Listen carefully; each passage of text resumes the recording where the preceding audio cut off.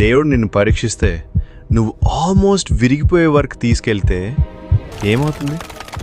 చిన్న చిన్న సమస్యలు కాదు, రోజు వచ్చే ఇబ్బందులు కాదు, నేను చెప్పేది అన్నీ కోల్పోవడం గురించి.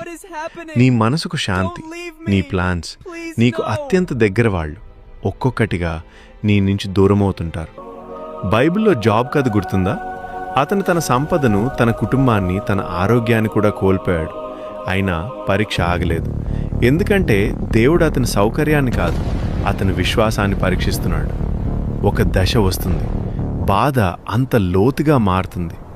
ఎందుకు నేను అని అడగడం ఆగిపోతుంది. దేవుడా, నువ్వింకా ఉన్నావా అని మాత్రమే అనిపిస్తుంది. ఆ నిశ్శబ్దం, అదే అసలు పరీక్ష. జీవితం బావుంటే ఎవరికైనా నమ్మకం ఉంటుంది.